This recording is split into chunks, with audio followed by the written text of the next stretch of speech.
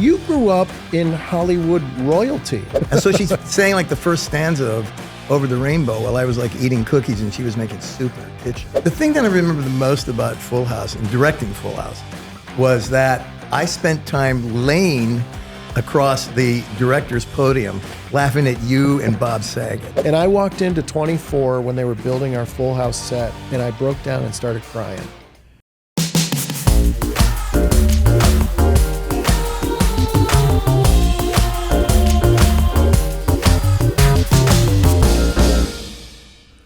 Welcome to episode 9 of Full House Rewind, also known as the Miracle of Thanksgiving. Hi, I'm your host, Dave Coulier.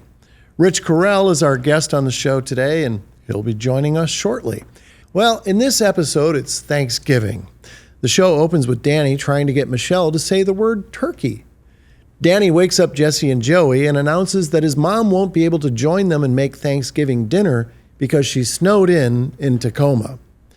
Joey tells the guys they'll be able to put together a feast, and it'll be the Miracle of Thanksgiving.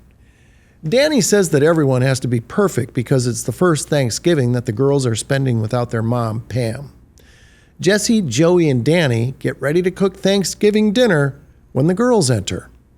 Danny tells them that Grandma is snowed in and can't make it. Well, DJ and Stephanie tell the guys that they can help with the turkey and Mom's picture-perfect pumpkin pie.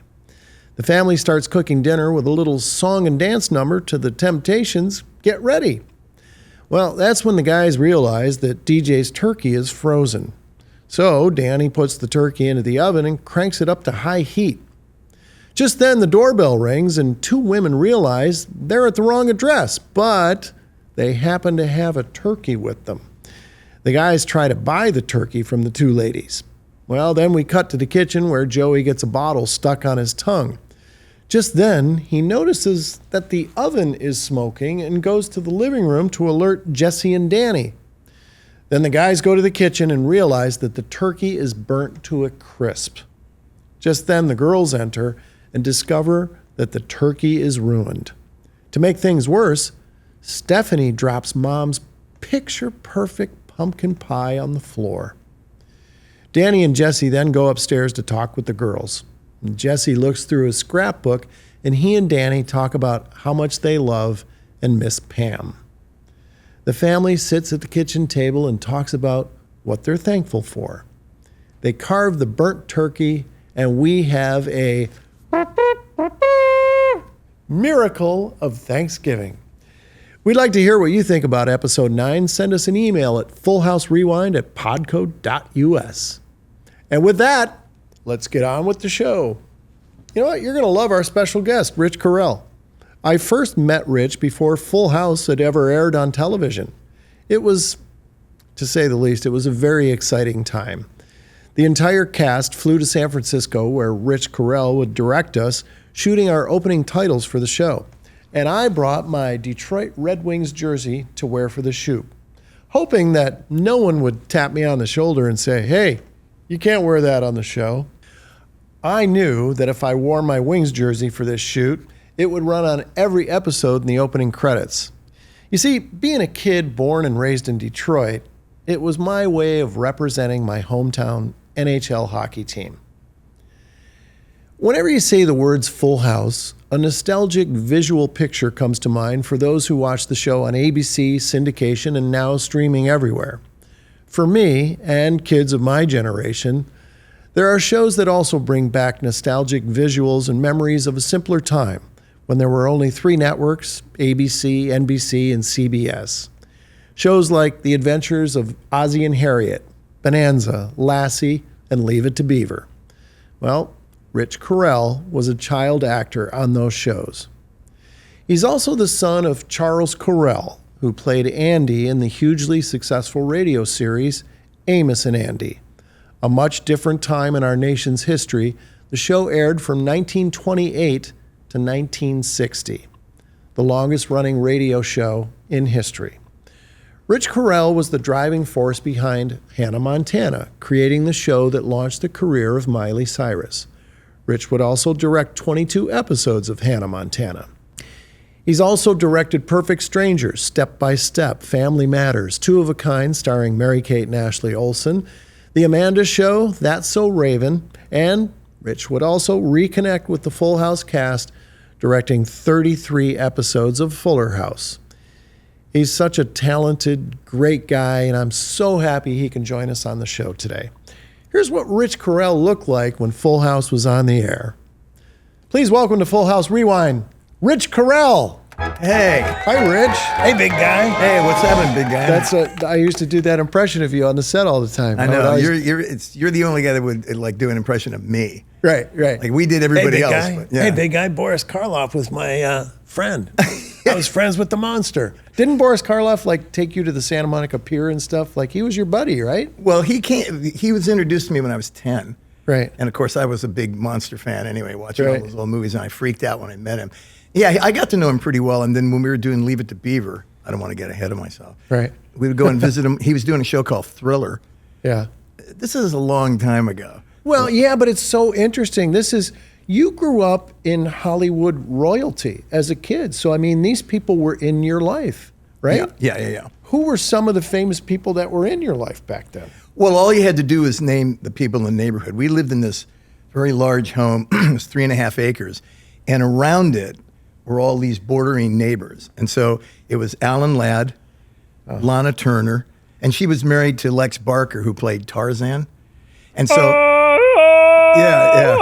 and you know, our property backed up to her pool house. Yeah. So she would come down like in a bathing suit. And she was kind of a babe, but I couldn't care less. I wanted to see Tarzan. You know, I was a little kid. Hey, where's Tarzan? So then next to Lana Turner and Lex Barker was Judy Garland. Wow. Yeah. I spent a lot of time with her. That was Mrs. Luft. Oh. Yeah. She was married to Sid Luft. We could never, our parents made us be very respectful, so we could never go, hey, Judy, or something like that. Yeah, so I always called her Mrs. Luft. There was a time when I went over there once, like on a Sunday afternoon, I think I was playing football with her son or something. And we were in the kitchen, she was making soup. And I said, hey, Mrs. Luft, I saw your movie last night, you know, the Wizard of Oz. And she said, that's great, honey. And I said, you know that song you sing, will you like sing that for me? And so she's saying like the first stanza of Over the Rainbow while I was like eating cookies and she was making soup in her kitchen. See, I would have been leaning over the fence going, if I were a king, put him up. Yeah. I was a little too young to do that. I wanted to know about Margaret Hamilton, who played the witch. Oh, yeah. And she said she was the greatest. A nice lady. Not only that, she was only 36 years old when she made Isn't that crazy? Because you think of her as being this old, crabby lady. An old hag. And no, it didn't work like that. 36 years old. All right, I want to start at the beginning. Okay, well, next to Judy was Humphrey Bogart and Lauren Bacall. Oh, okay. Yeah, this is still your neighborhood. And then next to her was Jerry Lewis. Then we had Gloria Graham, Sammy Cahn, the songwriter, Carol Burnett, and this is the best one, Walt Disney. I spent a lot of time with Walt Disney. Really? When he cut the ribbon at Disneyland, my sister and brother and I were about 10 feet away from him. That's crazy. Yeah, he had invited us to go to the opening of Disneyland. So we spent a lot of time with him. Riding around his house, he had a miniature steam train at his house called the Carolwood Express. And there's pictures of me going, hi, you know, right? But I was so lucky. That was really cool. Oh, man. The life you've led, man. Just the really stuff, lucky, you know? Yeah, the stuff you've seen. Now, and we came together in the Miller Boyette family. Mm-hmm. But you'd been doing stuff with Tom and Bob before that, or were you? I arrived kind of in that family when I started working for Gary Marshall, and that was 1977. Right. And so originally I was a music coordinator to come on to do put some of the music together for Gary's shows, and then about 6 months, Ronnie Hallen, who was Gary's sister, not Penny, Ronnie. Right. Yeah, I remember Ronnie. Came to me and said, Rich, we want you have this background in film and you know, you've done editing and music. We want you to work on the show. And associate producer, I thought, this is going to be great. Associate producer, what's the show? And she said, Laverne and Shirley. Laverne and Shirley was the #2 show in the country. Wow. So not because of me. I just happened to be in the right place at the right time. Right. So I started working for Gary, and I was associate producing Laverne and Shirley first, and then Happy Days. And then I was like line producer on Happy Days. And then Fred Fox and I wrote a number of the episodes. But what's interesting is while I was on Laverne and Shirley as the associate producer, Jeff Franklin came on as one of the staff writers. And this was 1978. Wow. So this was long before Full House. But 9 years before. Yeah. So I got to know Jeff really well. He's a super nice guy. He was always really fun. He was very funny. He was really nice to me. We got along great. You know, I'm a little older than he was, but we kind of like same guys, you know. And so when it got time to do Full House, and I don't want to jump too far ahead, but when it did, Jeff asked me, and it was great, he asked me if I could come on and do the pilot. Right. As the producer. As a producer, right? Yeah. Joel Zwick was the director. Right. A big thank you to Lumen for sponsoring this episode. What's a Lumen? Well, Lumen is the world's first handheld metabolic coach. And this little guy right here, it'll measure your metabolism just by breathing into it. Then you look at the Lumen app on your phone, and it lets you know if you're burning fat or carbs. And then it guides you to improve your nutrition, your workouts, sleep, even stress management. Sounds simple, right? Well, all you have to do is breathe into your Lumen first thing in the morning, and you'll know what's going on with your metabolism, whether you're burning fat or carbs. Then Lumen gives you a personalized nutrition plan for that day based on your measurements. From what I know, metabolism is at the center of everything your body does. Great metabolic health will give you a bunch of benefits, including easier weight management, improved energy levels, better fitness results, better sleep, and who doesn't want that, right? So if you want to see something amazing and take your next step in improving your health, go to lumen.me/fullhouse to get 15% off your Lumen. That is lumen.me/fullhouse for 15% off your purchase. Okay, now go out there and be metabolically healthy. I've never said that before. Yeah, I told Jeff Franklin was here, and I told Jeff the story on the pilot when Joel got into my face, and he ran down from the booth, and he's like, I can't believe it. I asked for actors, and I get stand-up comics. You and Saget couldn't act your way out of a paper bag, and he just was going at me, and everybody's kind of stopped, like, this is Joel Zwick, right? And he's yelling at me, and he's sitting there, and he's just bullseye red, right? And I just looked at him, and I said, what are you saying? And it just broke him. And I knew if I broke this guy, he wouldn't be on my tail. Then he'll love you. And then he loved me. And he always did, too. Yeah. Once you won him over, man, he was on your side. Oh, he was totally on your side. Good. He's a good director. Yeah, he was a great. You always liked those impressions that I did. I would do Tom Miller and Bob Boyette. You were always my best audience. And that's the thing I remember about it. You know what? The thing that I remember the most about Full House and directing Full House was that I spent time laying across the director's podium laughing at you and Bob Saget. Because when you two guys got together, it was like, okay, we're going to rehearse the scene. And then you guys would go off onto these tangents. But instead of a director that goes, come on, I enjoyed it. You and Patty were my two best laughers. Oh, my God. And I would come up to you and I would do my Bob Boyette and Tom Miller. I want to hear some of this. Rich gets it. I mean, that's Tom Miller. That's Tom Miller. Tom Miller, and he would always do this thing with his hands. He's like, you know what? Rich is making a movie. He gets it. He gets it. I mean, when we found Candace, we knew. And then Bob was like this, okay, everyone, what we want everyone to understand in the cast is that this is a family show. That's what he said to us first season. Oh, yeah. Because it was three guys raising three little girls, and then we kind of, had to find an operating system. And Bob and Tom and Jeff pulled the whole cast into a room and said, it's a family show. And that's what we've decided. Yeah, and they, if those guys loved you, it was like the best. They were so loyal. They treated us like gold. They were so generous. I mean, the best. They were like our fathers. It was like this guiding kind of. And the funny thing is too, Dave, that when I did the pilot with you guys, I produced the pilot. Yeah. So I was always on stage. I was interested in the post. I was actually, doing the nuts and bolts and the union stuff and all that. And then Tom said, "Oh, Rich, you go up and make the titles because it'll be a movie." And we, went to San Francisco. Right. But the thing that I remember, I wore my Red Wings jersey. Yeah, I know. Yeah. You had that on during the pilot. Yeah. The thing I remember the most because I went back. Jeff said to me, "Stay on the show as the producer, and we'll give you directing slots and all this stuff." Right. And I went, "Okay, so let me see." And I went to Tom and I said, "I love Jeff. I don't know you guys really well, but I had a great time on the pilot." And he said, "They need you on the Hogan Family, or there's going to be a mutiny." And I thought, okay, so I was directing Hogan Family, and Perfect Strangers. Yeah. And so I didn't spend a lot of time directing Full House, but when I think of Full House, it was always part of like my family. Yeah. I was always there. I was always seeing you guys. Oh, We would always. do stuff together. We'd socialize together. It was really a cool group of people that if you made friends with them and you worked with them, you were just part of that family. Part of the family. It really was. Yeah. I mean, even when Fuller House started and I showed up there, it was like I'd never left Full House. Yeah. It was so great. Well, Karen and I Miller- appreciated that. You were part of that. Yeah, and you were a huge, and still are a huge part of our family all the way through Fuller House. You know, Karen Miller was a guest on an earlier show. Great. And she sends her love. She goes, "Oh, I just love Rich," you know, and it's Oh, like she everybody was- loves Rich. she was you know? great. She was and I created that character, Gilbert. Hey, Ricky. Hey, Ricky. You You should ever tell- just go up to like a cow and just bite into it because you're hungry, or drink like a whole cup of cream, like just because you're thirsty and you're Okay, thinking, so I want cream. so you guys watching the podcast should know that I would go, all right, we're going to do B scene, everybody. Dave, you're going to start on action, and then suddenly Gilbert would show Hey, up. Ricky, I ain't doing that.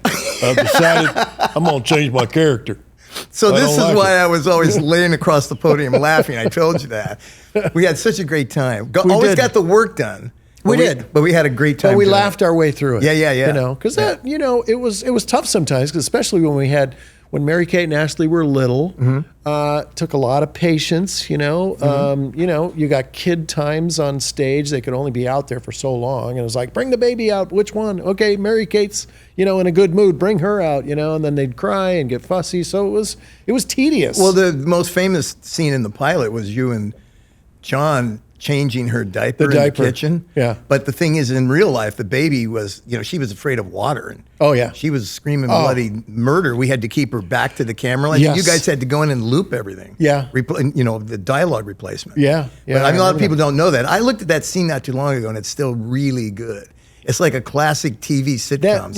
that kind of sold the series. You Yeah. know, that kind of sold ABC. And Jody going on the The drapes, curtain rod. the curtain rod. Yeah, going yeah, across. yeah. Another funny sight gag. See, now Jody, the first thing that Jody did with Miller Boyette was the Hogan Family. Right. And she came in, and I think she was just 4 years old or Four. something. And she was like Shirley Temple. I'm not Yep. kidding. Oh, I know. She had her dialogue down. You could give her these subtle little things like, be more pensive. And then I think, what the hell did I just tell a little kid? I was like, yeah, I got it. Right. I got it. Jody, she was so great. She was one of the only characters that got onto that show without an audition because, they didn't need to audition her because Miller Boyette loved her and said, use this kid. You know why? Because she gets it. She gets it. She gets it. She does. I still keep in touch with all the Full House people. And are there actors from other shows that you keep in touch with? Like, even from some of your old shows, you were telling me that you just... I just had John Provost at my house last weekend. Dennis the Menace. No, that's Timmy from Timmy and Lassie. Timmy from Lassie.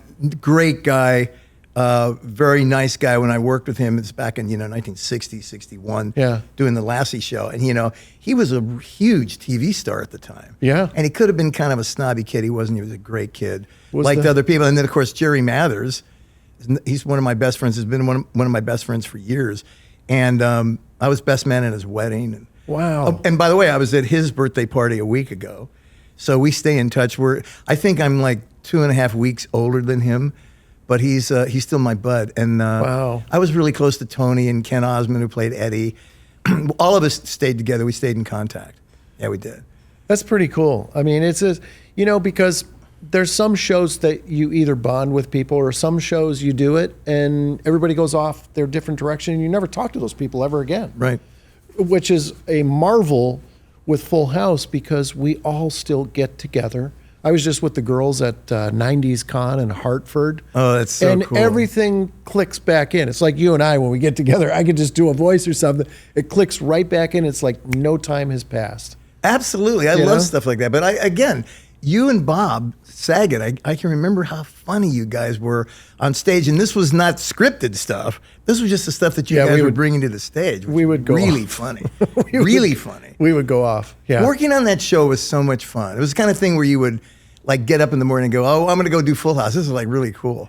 And we became the set where other actors on the lot, especially at Warner Brothers with like Family Matters when they were over there, we were the set where people would come and hang out from other yeah, shows. yeah. Because it was fun. Because me and Bob would be goofing around, and me and John would be goofing around, and you'd be there, and it was just we laughed our way through every week, and it just made the whole work process just a joy. Yeah, John and I always got along great because we were both rockers. He's a better one than I am, but I'm kind of a sandlot rocker. I played guitar. He plays guitar. I played drums. You played He at a plays couple drums. of our rap parties, didn't you? Yeah. Yeah, I remember that. Yeah, and John played at a couple of bands. It's like he played at the Hogan Family rap party as drummer in the band.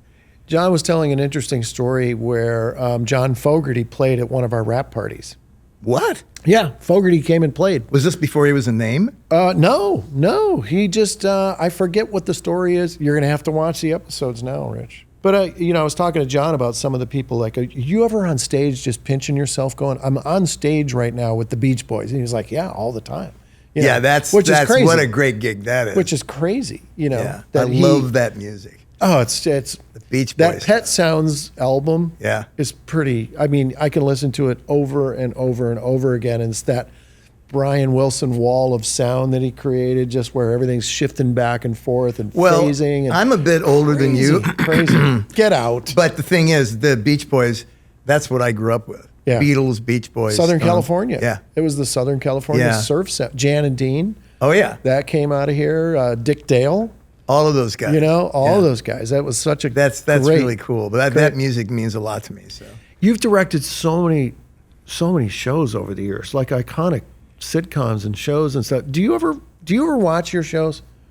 Because I don't. I never watched. This is a whole new journey for me because I never watched. Well, I Full don't House. go out of my way not to watch them. Right. But it usually doesn't come up. I'm a huge movie fan. Yeah, and I I know always you are. have been. I know you are. Especially the old movies. Yeah. But I always end up watching more movies than TV shows. And I've just been really lucky. I mean, 719 episodes as a director. It's crazy. And then I produced for 7 years before that. So my episodic count is up around 1,300. Isn't that crazy? It is crazy, but I had so much fun. Yeah. But no, to answer your question, I don't go out of my way not to watch them, but it just doesn't come around. I'm usually watching movies and things. We ready. really were in like this golden sitcom Oh man, era. I don't know where if people realize sitcoms were king back then. they were king, and the people we worked with were not only really nice and loyal, but they were so appreciative. Yeah. If you did great work for them, they would promote you and take care of you and put you on the next shows and all Yeah. that. That was really a good time to be around. Yeah. That was super, super nice. I think it's rare the careers that both you and I have had, years later, but mine, right in the heart of mine, it was really special. And I have so many special people in my life from those times that are going to be my friends the rest of my life. Oh yeah. It's pretty unique, and Full House is a big driving part of that. But we also worked when you worked for Gary Marshall. I mean, he called his production company on the Paramount lot. He called it Camp Marshall Mount. Yeah. This is the kind of guy he was. Yeah. I found that Tom and Bob were like that. I mean, in my career, when I was working all the time, you could get any agent. I was with every agency you can think of, but my real agent was Bob Boyette. Yeah. Because he was such a loyal, good guy. Yeah. And I mean, that's incredibly important to me, but it's also rare in the business. Yeah. And so we were part of that whole thing. And I think, and by the way, too, Dave, what was lucky about all of us was I think we really appreciated at the time. Yeah. It wasn't something that we went, gosh, back in the late 80s when we were doing Full House, I should have thought this and I should have done that. No, we were doing it. Well, and I appreciated it at the time because I thought this is so special. This is never going to happen again. Right. And I just knew that. I felt that. I went Yeah. on to other shows, on ABC and hosted other shows and things. But I just thought it will never be this kind of an atmosphere. It's like the glory days. Yeah. It was our glory days. It And we were is. young guys, so we could enjoy it all. Yeah. But you're 100% right. I mean, all of us appreciated it. Yeah. That's why I think we all stayed close. We also did Fuller House together. And you directed a ton of those episodes. I think like 35 of them. Yeah, you directed like half 'cause- of them. Or Yeah, like there were 72 of them, and I want to thank you because I was a first-time director during Fuller House, and you gave me so much support, especially with cameras. I mean, getting the shots right and marking my script with technical notes. You taught me how to do that because I had no idea. I really didn't. And you actually gave me one of your scripts with your notes on it. And I went home and I studied your script. And it was like an encyclopedia. You are so meticulous technically. And I'm dying to ask you, where did that come from? All that technical knowledge, because that's not something you just pick up. It takes years to get to that advanced stage where you're working with 4 cameras on a sitcom.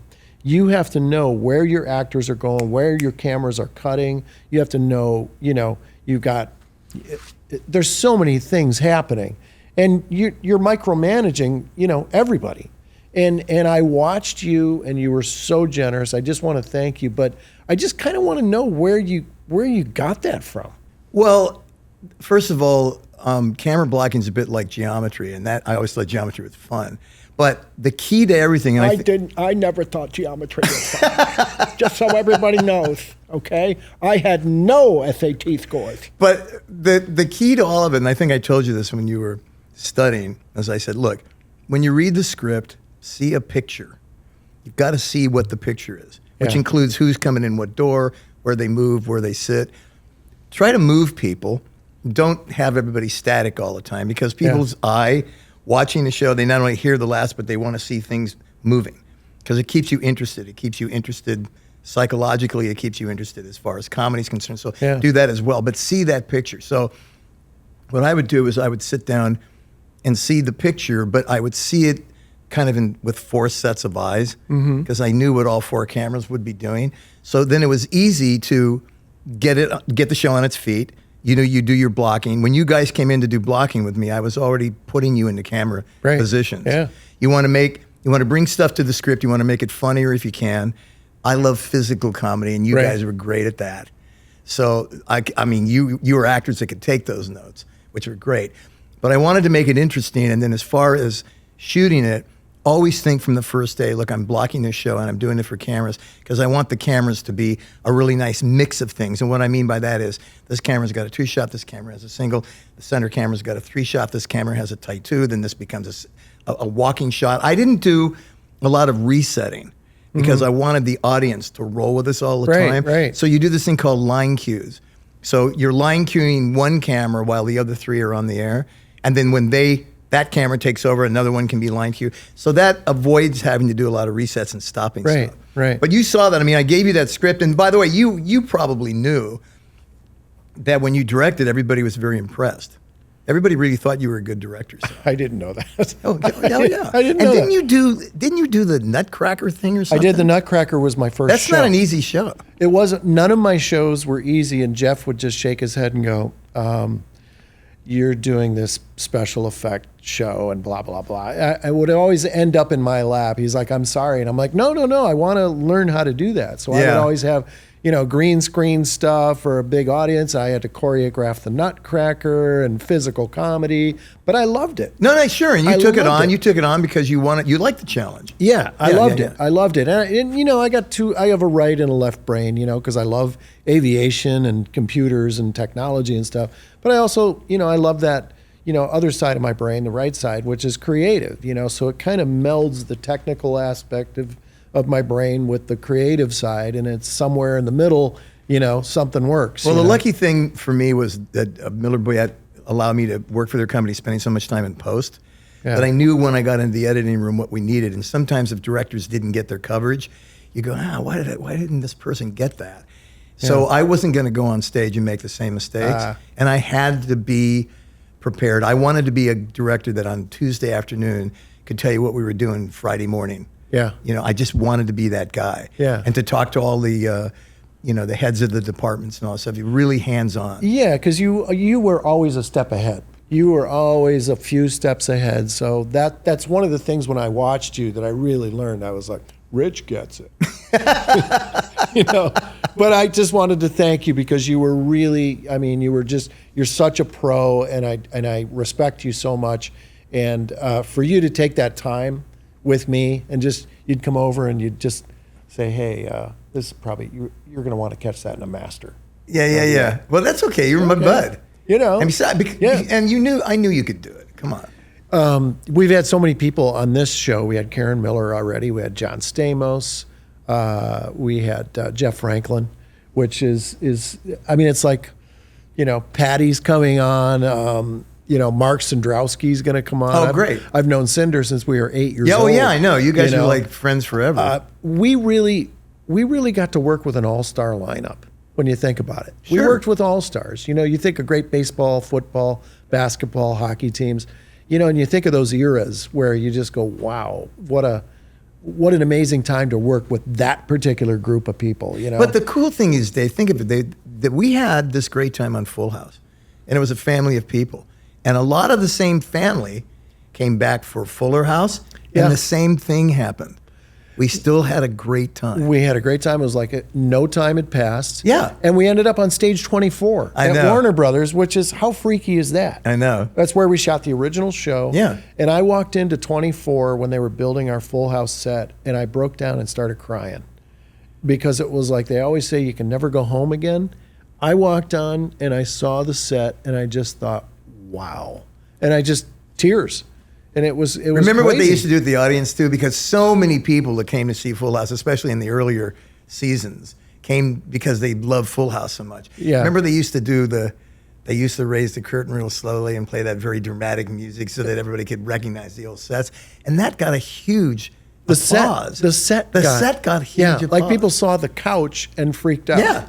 Yeah. It was crazy. But I think that's cool. Yeah. That's why we wanted to have that chair. That's right. Look, I'm in the same chair. It's we the got power same of chair. television. Yes, it is. Yeah. I could talk to you forever because you're such an interesting guy, and just like I said, I respect you so much. I And, appreciate that, man. And you've been a blast to work with all these years. And Thanks. thank you for doing our show. But we get to do one more thing. You're not getting away so easy. We get to do one more fun thing Okay. You got it. because it's time for Cut It Out. Cut it out. Of course, every episode of Full House had a heartfelt scene, and we have cut out a scene from episode 9 that you and I are going to read together. So you got your script. You'll be reading the role of Danny. Okay, so here we go. And action. When is it going to stop hurting, man? I keep thinking the pain's going to go away, but it doesn't. I see pictures, I think of her. I get this feeling, this. Yeah, I know that feeling, Jesse. And I don't think it ever completely goes away. Sometimes it's easier, but on days like this, it's really hard. But you don't have to go through this alone. I'm missing her, man. It's so hard for me to talk about it. Well, talking about it, that's what helps me. Talking about your memories, that's what keeps her in your heart. Yeah? Yeah. Everybody knows the story of how he got my hair all chopped up and everything, but I'll bet you don't know how I retaliated. Look at this. You ever see your wife with red, white, and blue hair? Hey, I think she looks cute. How did you do this? All right, picture this. It was the middle of the night, and 2 things of finger paints and vanilla pudding. I was a wicked little 5-year-old, wasn't I? You know what? I'm glad you're here, Jesse. Ladies and gentlemen, Rich Correll has not lost it as an actor. Author. Wow. Rich, thank you so much, man. It was a blast. Dave, having it's a you here. pleasure. You're a really good guy. You've been great to my family. I've had fun with you over the years. I'm telling you, this thing I said when we started about me laying across podiums laughing at you and Bob Saget. Oh my God, it's such a great memory. And we get to carry those laughs forever. We sure do. But thanks again for being just who you are. Thank you. Thanks, Rich Correll. What a blast having Rich Correll here for episode 9. I mean, he's just so much history there. Full House videos seem to be everywhere you look on the internet. And we like to bring them to you on Full House Rewind. So here, take a look at this one. I thought I'd be a famous juggler, but there's not a single one. There isn't. Anyone here, name me another juggler, dead or alive. Who? Dave Coulier? The cut it out guy from Full House? No. He is not a famous juggler, sir. He's Dave Coulier. No, I am not a juggler or a mime, just so you know. Have you got a Full House video you'd like to send us? We'd love to hear from you. Send us the link to your video at fullhouserewind@podco.us. Oh, somebody's at the door. Hey, Dave. Hey, look, it's my buddy, Mr. Woodchuck. Dave, Rich Correll was on Leave It to Beaver. Yes, he was. Do you know what beavers love? What do beavers love? Other beavers. I thought you were going to say wood. Nope, not this time. Get it? Not. Gotcha, Dave. Got me again. You know what? All of us here at Full House Rewind think you're number one. And that's why we close every episode of Full House Rewind by giving all of you who need it a hug. So here it is, your Full House hug. Come on, bring it in. Yeah, that's pretty good. That's our show. We'd like to thank our special guest, Rich Correll, for stopping by. And thank you for listening and watching. You are the heart and soul of Full House Rewind. Now go out there, share the love. So long. Thank you so much for watching this episode of Full House Rewind. To watch clips from the pod, go check out the Full House Rewind Clips YouTube channel at the link in the description. And we'll see you next week.